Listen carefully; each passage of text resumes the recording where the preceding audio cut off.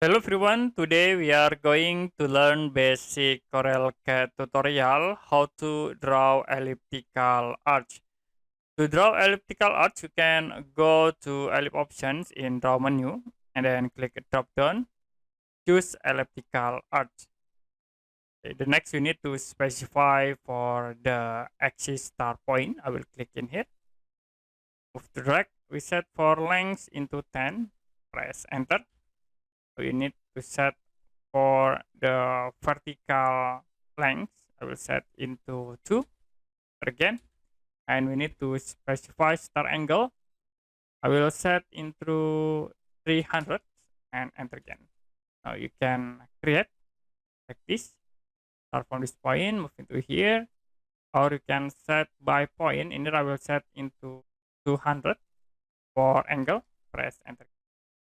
So it will be automatically create the elliptical arch. Then click again this option elliptical arch. Click for the first point. Over to drag here, I will set into 5 for length. And then in the vertical, I will set into 2. So you can set that into 30-degree angle. Press enter.